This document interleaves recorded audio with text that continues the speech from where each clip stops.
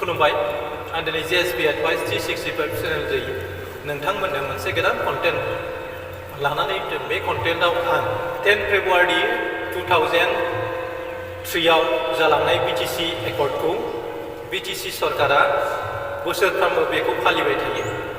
बेखौ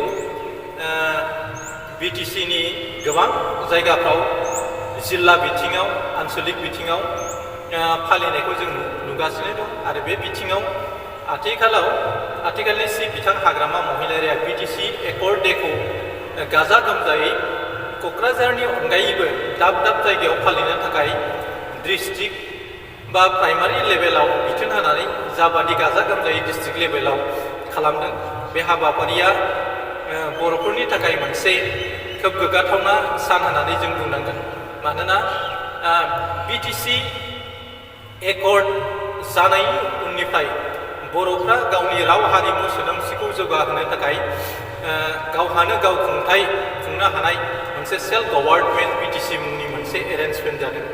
बे एरेन्जमेन्टखौ मोननायनि उनाव बर'फोरनि गेजेराव बर' रावा 8 सिडिउलाव सोजादोंमोन आरो बर'फ्रा मोनब्रै जिल्लाखौ लानानै BTC गभर्नमेन्टखौ खुंनाय मोनथायखौ मोनदोंमोन। बेजों लोगोसे 40 डिपार्टमेन्टखौ BTC नो हगारना होनाय जादोंमोन। थिग बेबायदिनो BTC गभर्नमेन्टआ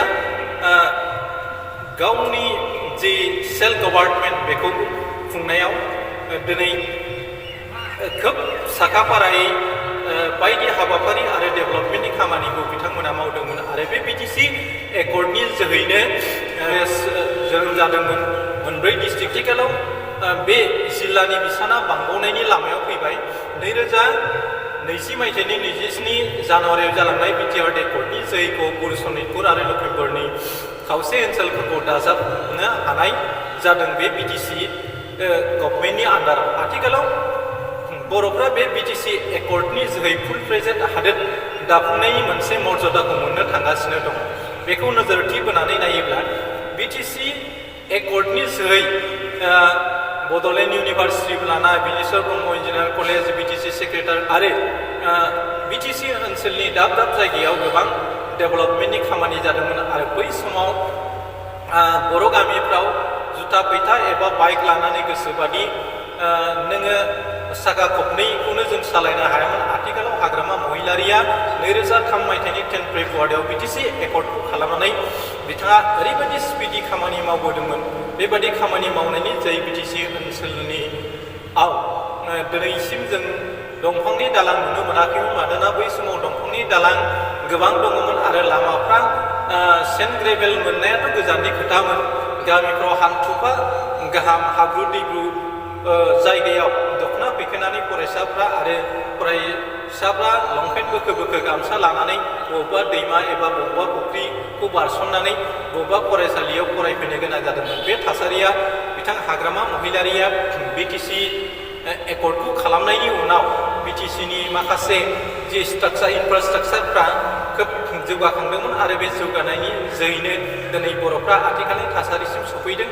आथिखालाव BTC Accord खौ 10 फेब्रुवारियाव गाबोन अखानायब्लानो बेखौ गाजा गोमजायै BTC नि दाब दाब जायगायाव फालिनाय जागोन आरो बेखौ BTC गभर्नमेन्टआबो क'क्राझाराव बेखौ फालिनायनि हाबाफारिखौ लादों। आं भिडिअखौ बांद्राय गोलाव खालामनो सानला। BTC Accordआ मानि थाखाय इम्परटेन्ट बेखौ बयबो रायजो राजाफ्रा मिथिगौ। दा BTC Accord सानाव आं बे BTC Accordनि जोहै बर'फ्रा मा मोनदों आरो मा मोनाखै आरो बे BTC Accordआ बर'फोरनि थाखाय खाफाल दानाय मोनसे सान होननानै बुंनांगोन। मानोना BTC Accord जायामोनब्ला बर'फ्रा आथिखालनि थासारिसिम सफैनो हानाय जानाय नङामोन आरो बर'फ्रा जाबादि बुहुम दरबाराव गावखौ सिनायथि होनो हानाय थासारिसिम बे दिनैनि थासारिसिम सफैनाय नङामोन। बेनि थाखाय जोङो बिथां हाग्रामा महिलारि आरो BLTनि बारग' दैदेनगिरिफोरखौ जों बाख्नायनांगोन। मानोना बिथांमोननि बेरला अरजा थाम्फै अरजा गोबां बोसोर हाग्रा बंग्रायाव थानानै बिथांमोना आसाम गभर्नमेन्टनि पुलिस मिलिटारिजों दावहा नांनानै आरो जोंनि बर'नि राव हारिमु थुनलाइफोरखौ जौगाहोनो थाखाय बिथांमोना थैथां दावहा नांदोंमोन। बेबादिनो 5,000 मुंख्लंफोरनि बिथांमोननि अबदानाव बे BTCआ सोरजिजादोंमोन। बिनि थाखाय जोङो दिनै बे BTC Accord सानाव जोङो बिथांमोनखौ गोसोखांनांगोन आरो बिथांमोननि थै आरो गोलोमदै गारनायनि इयुनावसो दिनै BTCआ क्रिएसन जादों, सोरजिजादों। बिनि थाखाय जों मुंख्लंफोरखौ अराय गोसो खांनो नांगोन। बेनि थाखाय आङो मुंख्लंनि न'खर लोगोसे जायफोरनि नाजानायजों BTC Accordआ जादोंमोन आरो बिथांमोननिसिम आंनि गोरबो बिखानि गाहाम हामलायनायखौ बावहरनानै दिनैनि कन्टेन्टखौ आं बेखिनियावनो फोजोबनो नाजानाय जाबाय। एसेनोसै, गोजोन्थों। जै बर' हारि, जै बर'।